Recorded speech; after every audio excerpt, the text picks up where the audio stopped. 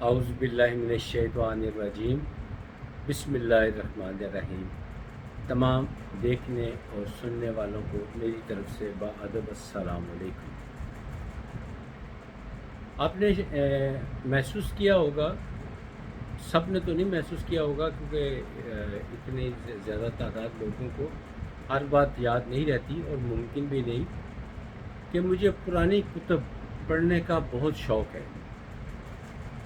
اور ایران، موجودہ ایران، اس کا پرانا نام فارس ہے، تو اس کی جو روایات ہے بڑی شاندار اور بہت ہی زبردست پڑھنے سے تعلق رکھتی ہیں۔ تو مجھے جب ٹائم ملے میں ضرور پڑھتا ہوں، اور جو بات اچھی لگتی ہے وہ میں آپ تک شیئر کرتا ہوں۔ کچھ عرصہ پہلے بھی میں نے ایک بات شیئر کی تھی کہ ایک لالچی شخص کو بادشاہ نے کہا تھا کہ پیدل جاؤ، اور جتنا فیصلہ تم پیدل دوڑ کر، تیز چل کر، کور کر کے شام تک واپس آؤ گے، اتنی زمین میں تمہیں فری دے دوں گا۔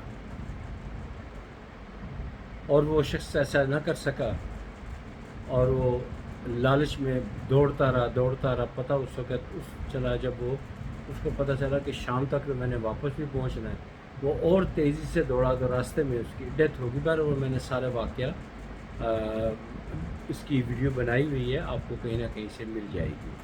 اسی طرح کا ایک واقعہ سنیے کہ فارس کا بادشاہ اپنے وزراء کے ساتھ سیر کی غرض سے باہر کو نکلا،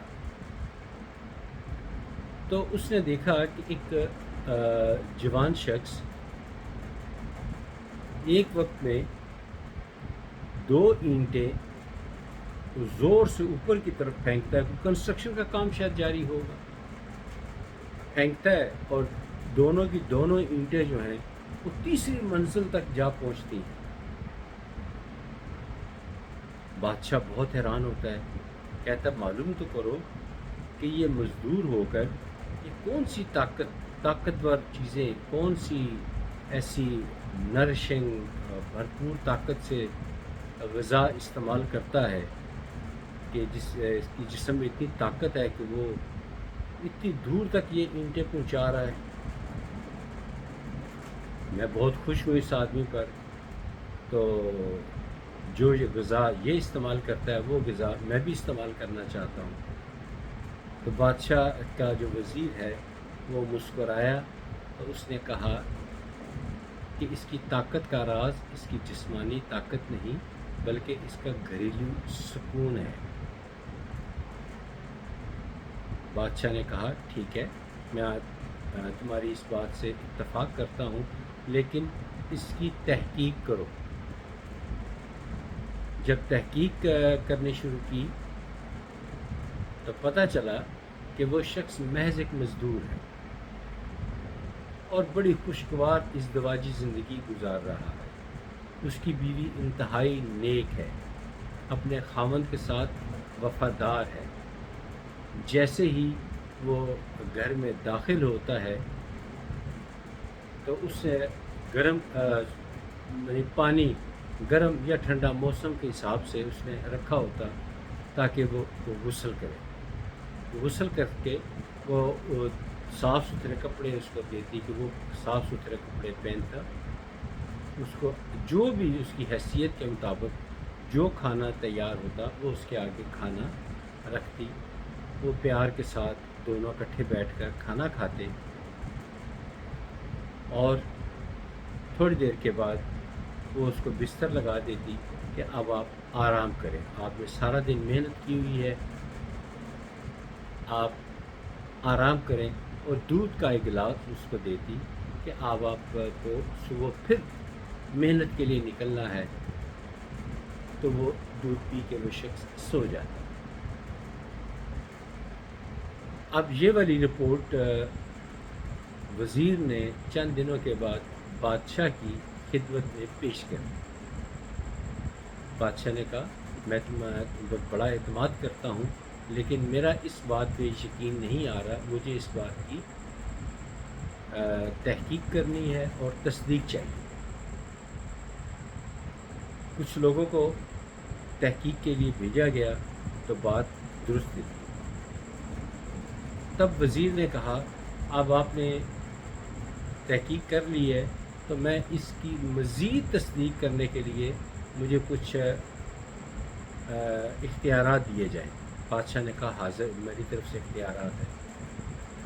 اب وزیر نے کچھ عورتوں کو اس خاتون کے پاس، یعنی اس مزدور کی بیوی کے پاس بھیجا اور اس کو ورگلایا کہ تمہارا خامند جو ہے وہ مزدوری کی غرض سے نہیں جاتا، وہ غیر مطلب ناپسندیدہ مشاغل میں ہے، غیر عورتوں کے پاس جاتا ہے۔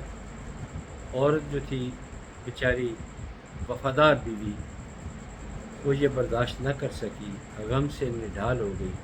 شام کو جب اس کا خامند تھکا ہارا گھر آیا تو حسب معمول دیکھا تو پانی موجود نہیں تھا نہانے کے لیے۔ تو وہ پریشان ہوا، اس نے پوچھا کہ پانی نہیں ہے نہانے کے لیے، تو اس میں ان دونوں کی تکرار شروع ہو گئی۔ تکرار شروع ہوئی تو اس نے پوچھا آخر وجہ کیا ہے، تم آج مجھ سے تکرار کیوں کر رہی ہو؟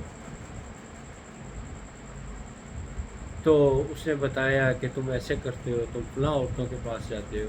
اس نے لاکھ قسمیں اٹھائیں کہ ایسا نہیں ہے، میں ایسا نہیں ہوں، میں تمہارے ساتھ وفادار ہوں، میں کسی عورت کے پاس نہیں جاتا، میں صبح مزدوری کے لیے جاتا ہوں، اس وقت تھکا آتا ہوں۔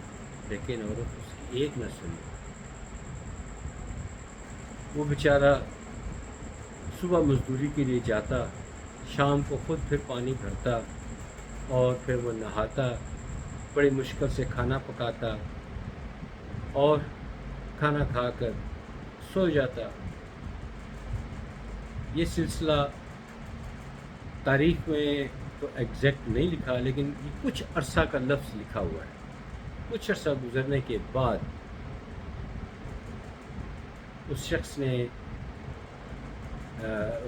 کو آزمانے کے لیے بادشاہ نے اپنے وزیر با تدبیر، بہت ذہین وزیر تھا، اس کے پاس گیا اور اس سے کہا آؤ آج اس کو دیکھتے ہیں۔ جب وہ اس جگہ پر پہنچے تو دیکھ کر حیران رہ گئے کہ اب وہ 2 اینٹ کی بجائے 1 اینٹ جو ہے پھینکتا ہے اور زیادہ سے زیادہ پہلی منزل تک پہنچتی ہے، تیسری منزل تو بہت دور کی بات ہے۔ پہلی منزل پہ ایک شخص کھڑا وہ اینٹ کٹھی کرتا اور وہ پھر آگے مزید اوپر اینٹیں پھینکتا۔ اب بادشاہ کو یقین ہو گیا کہ گھریلو ازدواجی زندگی خراب اور بے سکون ہو تو انسان کمزور ہو جاتا ہے، لاغر ہو جاتا ہے، ذہنی طور پر بھی اور جسمانی طور پر بھی۔ اسی لیے کہا جاتا ہے کہ کامیاب مرد کے پیچھے ایک کامیاب عورت کا بھی ہاتھ ہوتا ہے۔ جب تک اس کی بیوی اس کے ساتھ رہی، اس کا ساتھ دیتی رہی، وہ مضبوط اور طاقتور رہا، خوشگوار زندگی گزارتا رہا۔ بہرحال انجام یہ ہوا کہ بادشاہ سلامت اور وزیر با تدبیر اپنے ساتھیوں کے ہاں، اور وہ جو عورتیں جنہوں نے بدگمانیاں پیدا کی تھیں وہ سب ان کے گھر گئیں اور ان کو سارا قصہ سنایا، اور ان کی زندگی پھر خوشی خوشی سے بحال ہو گئی، اور بادشاہ نے ان کو انعام و اکرام سے نوازا اور وہ پھر ہنسی خوشی زندگی گزارنا شروع ہو گئے۔ اس سے ہمیں یہ سبق حاصل ہوتا ہے، ایک تو غلط فہمی کبھی کسی کے درمیان پیدا نہیں کرنی چاہیے۔ بڑے ظالم لوگ ہوتے ہیں جو میاں بیوی کے درمیان غلط فہمیاں پیدا کرتے ہیں، چلو یہ تو ایک آزمائش کے لیے، لیکن کچھ لوگ تو محض سازش کے لیے، تماش بینی کے لیے ایسا کرتے ہیں، یقین کریں ان کے لیے دردناک عذاب ہے۔ ایسا نہیں کرنا چاہیے۔ ہو سکے اگر کوئی رنجش ہے تو ان کی صلح کروانی چاہیے، ان کے لیے بہت بڑا انعام آخرت میں موجود ہے۔ لیکن لوگ نہیں سنتے، باز نہیں آتے اور لگائی بجائی میں لگے رہتے ہیں۔ اللہ تعالیٰ سے دعا ہے کہ وہ ہمیں راہ ہدایت عطا فرمائے، نیک عادات اپنانے کی صلاحیت عطا فرمائے، لوگوں کے دلوں کو جوڑنے کی توفیق عطا فرمائے، تاکہ روز قیامت اللہ تعالیٰ کو ہماری یہ ادا پسند آ جائے، اللہ تعالیٰ ہم سے خوش ہو جائے۔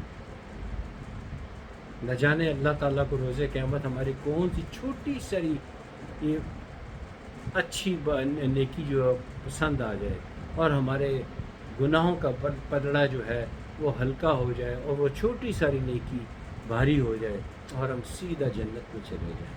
آمین ثم آمین۔ اللہ تعالیٰ سے دعا ہے کہ اللہ تعالیٰ ہم سے راضی رہے، گناہ کبیرہ سے دور رکھے، خاص طور پر شرک سے دور رکھے۔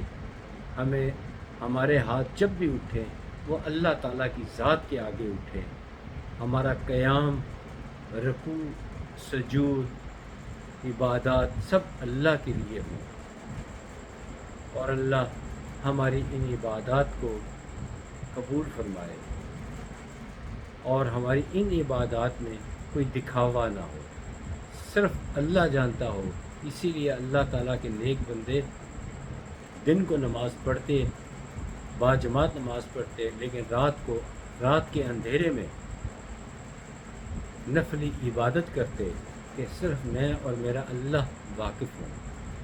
کاش کہ ہمیں اللہ تعالیٰ توفیق دے کہ ہم ایسی نیکی کریں اور اللہ تعالیٰ ہم سے خوش ہو۔ اللہ تعالیٰ سے دعا ہے کہ ہمیں ایسے اچھے نیک کام کرنے کی توفیق عطا فرمائے، تاکہ اللہ تعالیٰ ہم سے ہمیشہ ہمیشہ راضی رہے، دنیا میں بھی آخرت میں بھی، اور جس قبر کی مٹی میں جائے وہ مٹی بھی ہم سے خوش ہو، اور اللہ تعالیٰ ہمیں روز قیامت بغیر حساب کتاب کے بخش دے۔ آمین ثم آمین۔ آپ بھی آمین ضرور کہا کریں۔ اگلی ویڈیو تک اجازت دیجیے، تب تک خدا حافظ، السلام علیکم۔